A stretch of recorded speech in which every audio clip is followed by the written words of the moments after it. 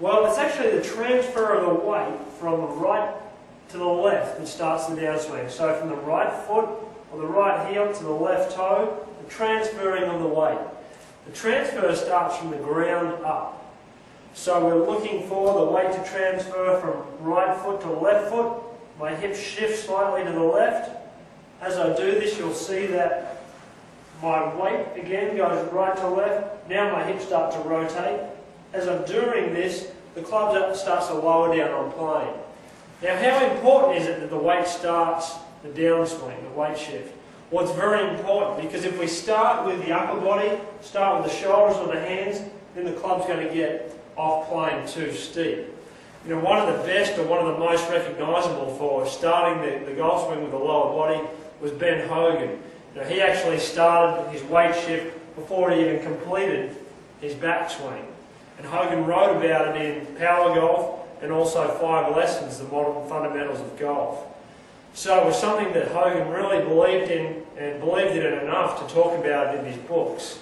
So is it important for you? Yes, it is. It's very important so we can get that club on plane. So again, starting the downswing, shift that weight from right foot to left foot, add that with the rotation of the hips. That's what's going to drop that club down on plane, and that's how you should be starting your downswing. At impact, what I've found with most of the top players I've looked, in fact all of the top players I've looked at, is that the hands at impact cover up their lead thigh. However, most of the amateur golfers that I teach tend to have their hands between their thighs or maybe even a little back. I've found that the reason for that appears to be a grip that is not correct. Here's what we're going to look for. We've got to see a grip that favors the strongest end of the spectrum. Think about it this way. If my grip is slightly strong, I can get the handle well out in front of the club head without the face rotating open. If my grip is neutral to weak and I push my hands forward, all of a sudden the face gets open. So now, as I make my swing, in order to get the face square at impact, which is very instinctive in golfers, is I've got to go that way in order to get the face square at impact. So it's very important, I think, even before we address what it needs to feel like as to where you get your hands at impact, it's very important that you check your grip and make sure that it is favoring the strong side of the spectrum there.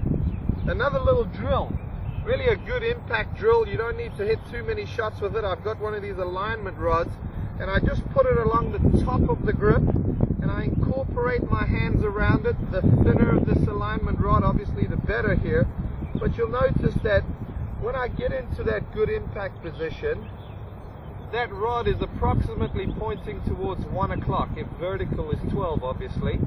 So at impact I want that shaft at about a 1 o'clock angle. Now, you can make some practice swings, even get yourself in front of the mirror and try to get a feel for, in the downswing I want the weight obviously progressing up to the left foot, but I want the hands to lead the club head. We've got to have that stronger grip in order to make sure that the face doesn't flare open as we get the hands ahead, but we want to get into that position where that rod is at 1 o'clock. You can even hit some little shots here, just some little chips or pitches, just trying to feel like you're going to not allow that rod to get too much beyond 1 o'clock. Just there, little shots, getting a feel for where you want to be at impact. The hands lead for that compression, that sound. I know you felt it. Let's do something about it. Or just slightly left of center is ideal. Now, and a lot of people then reach for their driver, they don't make the posture change. Let me explain. With the driver, most golfers are aware that the ball should be positioned now off our instep of our left heel. So if I take my driver in the center where my iron was, here's how a lot of people establish their setup with the driver. Notice how my weight now is predominantly on the left leg and my hands are now in front of the golf ball. Now, as I make a slow motion downswing, you're going to notice with my body ahead of the ball and my hands ahead of the ball, look at my club face position. That is destination right side of the fairway and possibly out of bounds. Here's the tip. Ball position, yes, very important, number one. But notice what I do with my body position as I move the club. The club is going to move 6 inches toward the ball this way, and my body and spine angle is going to tilt 6 inches or 20 degrees or so to my right side. Now, when I make my swing, I must stay behind the ball with my spine angle. Let me demonstrate. Here's my backswing. Look at my turn. I stay behind the ball, and now the face is going to square up that much better. Let me show you how this looks. Club head, spine angle.